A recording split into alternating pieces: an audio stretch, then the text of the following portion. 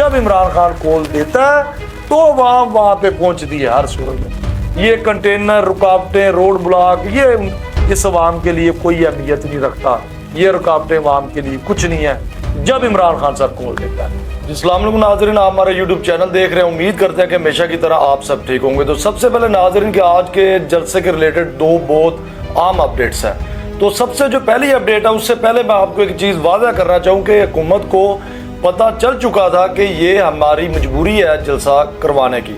अगर हम जलसा ना भी करवाएं, अगर हम कोई रुकावटें पेश करने की कोशिश करें भी, तो ये जलसा होकर रहेगा। क्योंकि आपको पता होगा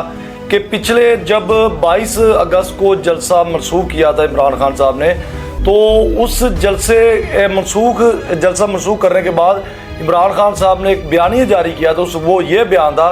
कि इसके बाद अगर मैं खुद भी आकर ये कहूँ कि आप जलसा ना करें, जलसा मनसूख कर दिया जाए, तो आपने फिर भी नहीं रुकना, आपने फिर भी हर हाल में 8 सितंबर को वहाँ पे इस्लामाबाद में जलसा हर हाल में करना है। तो जब हुकूमत को ये चीज़ वाज़ेह हुई है कि जी इन्होंने इस चीज़ से तो बाज कभी भी नहीं आना, ये जलसा होकर रहेगा, तो लिहाजा नाज़रीन इनको यहाँ तक तो क्लियर ये बात हो चुकी थी कि अगर हमने रुकावटें पैदा करने की कोशिश की और रुकावटें पैदा करने के बावजूद वहाँ पे पीटीआई के कारकुन, पूरी पाकिस्तान की कौम अगर वहाँ पे पहुँच जाती है और इस्लामाबाद के अंदर अपना जलसा कामयाब कर लेती है, तो उसके बाद जो हमारी ये जो डंडे सोटे वाली जो सियासत है ये हमारी ख़त्म हो जाएगी। जिस बुनियाद के ऊपर हम डंडा सोटा चला के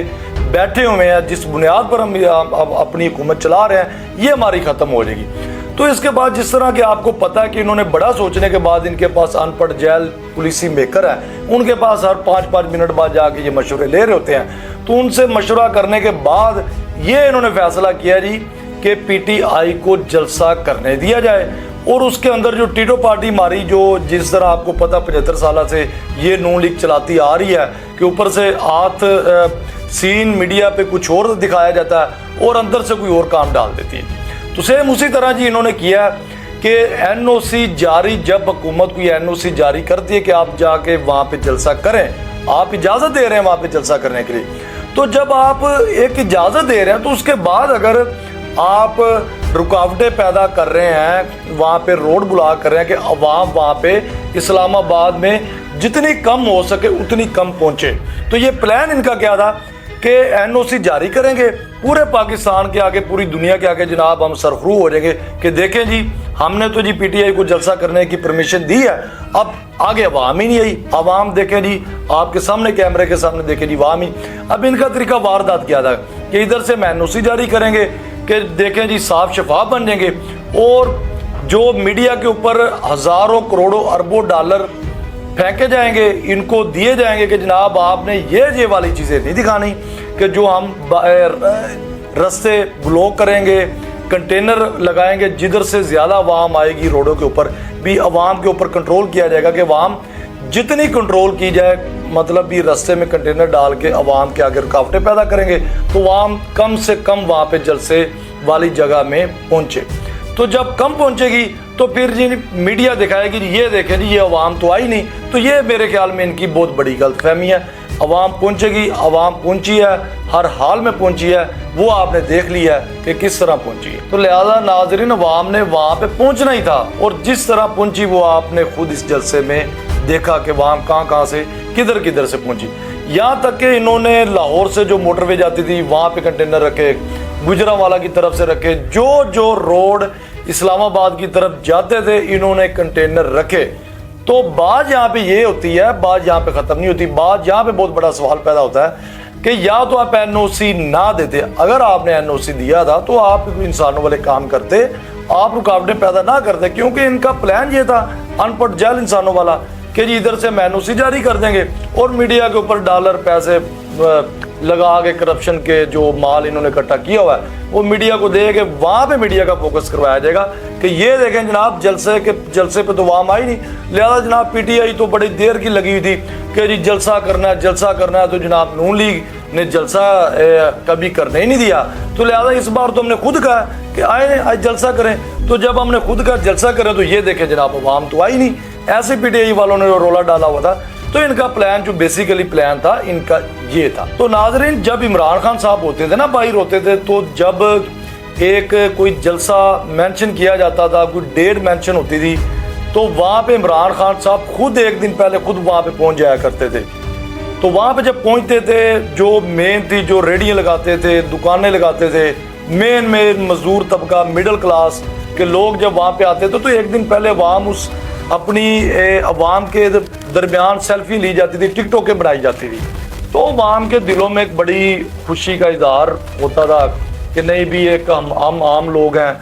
हम आम लोग एक इतनी बड़ी लीडरशिप के साथ इमरान खान साहब के साथ हमारी टिकटॉकें बनी जा रही हैं, हमारे साथ डायरेक्ट उनका रब्ता है। तो ये चीज़ जो होती है ना, ये चीज़ एक अवाम के अंदर बड़ी आपकी मकबूलियत पैदा करती है, मकबूलियत होती है। तो सेम उसी तरह देखें कि इमरान खान साहब चाहे जेल के अंदर पड़े हैं, उनकी गैर मौजूदगी में भी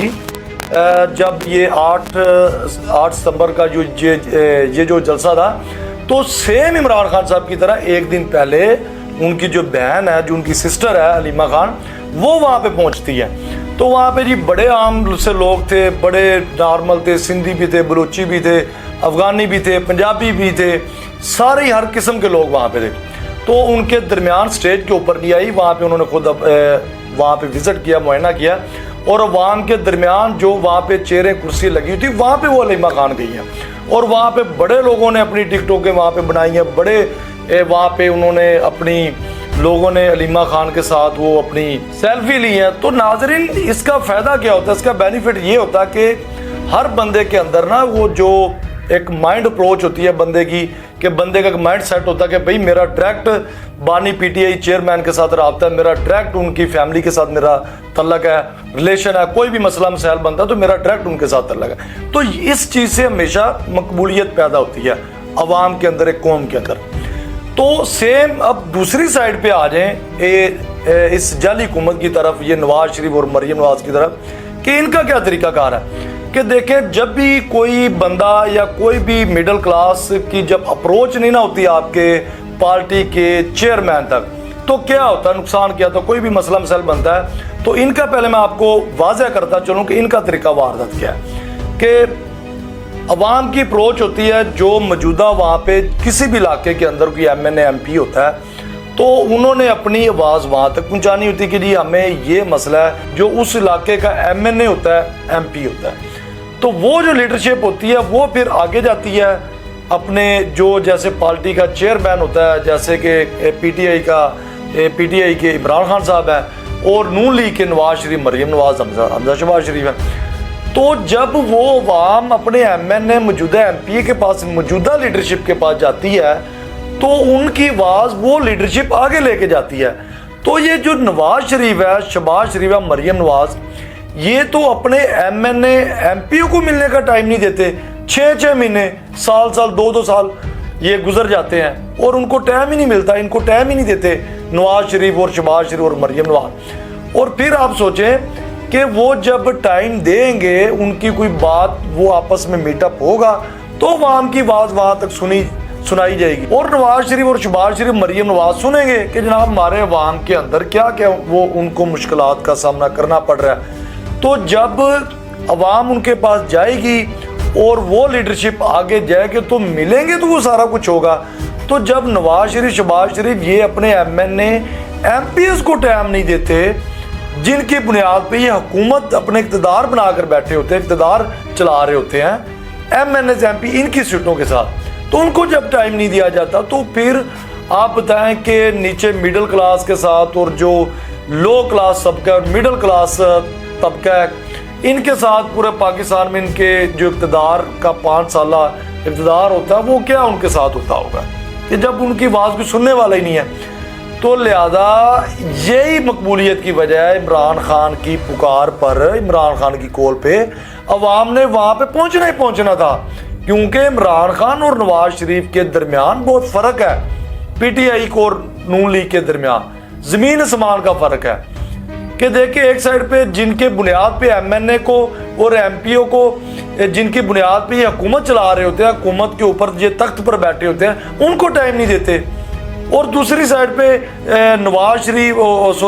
इमरान खान साहब और उनकी जो फैमिली है, उनकी जो बहन है हलीमा खान, वो देखें वो जलसे से पहले वो वहाँ पे मौजूद होते हैं, एक एक दिन दो दिन पहले, और अवाम के दरमियान होते हैं, वहाँ पे सेल्फी ली जाती हैं और नंबर दिए जाते हैं कि भाई आप डायरेक्ट हमसे रब्ता करें। तो फिर अवाम जो होती है ना, ये बहुत इन चीज़ों को देखती है कि भाई कौन सा बंदा, उन्होंने बीच में से MNA MPO का उन्होंने प्रोटोकॉल ही खत्म कर दिया, उन्होंने डायरेक्ट अवाम के साथ अपना रिलेशन रखा। ये बहुत बड़ी मिसाल है कि आप थोड़ा सा पीछे चले जाएं, और जब इमरान खान साहब वजीर आज़म थे तो आपको पता होगा कि हर माह के अंदर एक बार वो ज़रूर टाइम देते थे, लाइव वो आके प्रेस कॉन्फ्रेंस करते थे, लाइव वीडियो कॉल पे आते थे कि कोई भी बंदा, कोई भी मिडिल क्लास लो क्लास का बंदा कॉल उनको कर सकता था, इमरान खान के साथ बात होती थी। तो इमरान खान साहब बड़े आराम से उनका जो मसला होता था, बड़े मसले हल करवाए इमरान खान साहब ने। तो लिहाजा ये फजूल बंदे हैं, ये अनपढ़ जेल, और इनके जो पॉलिसी मेकर है डेफिनेटली जो खुद ये नलायक हैं, तो उनके जो पॉलिसी मेकर हैं वो भी नलायक होंगे। तो इसीलिए मैं कहता हूँ कि जब इमरान खान साहब की बहुत मकबूलियत है तो वो चाहे जेल के अंदर भी बैठे हो, और देखें उस बंदे ने, वो बंदा जेल में बैठ के कॉल देता है और पूरी कौम निकल के वहाँ पे पहुँच जाती है। तो वो ऐसे ही नहीं है, ये कोई आम बात नहीं है। तो ये वजह है कि जो जब भी इमरान खान साहब कॉल देता है तो अवाम उस बात को इतनी अहमियत देती है, मकसद बना लेती है कि ना हमने वो टारगेट अचीव करना है, हमने वहां पे पहुंचना ही पहुंचना है। तो लिहाजा यही मिराज ब्लॉग बनाने का मकसद था कि ये जो भी कर ले, जो मर्जी रुकावटें पैदा कर ले, जो मर्जी कर ले, जब इमरान खान कॉल देता है तो वहां पे पहुंचती है हर सूरत में। ये कंटेनर, रुकावटें, रोड ब्लॉक, ये इस अवाम के लिए कोई अहमियत नहीं रखता, ये रुकावटें अवाम के लिए कुछ नहीं है जब इमरान खान साहब कॉल देता है। इसी के साथ लिहाजा आज के लिए यही इतना ही था। इसी के साथ मुझे इजाजत दें। अल्लाह।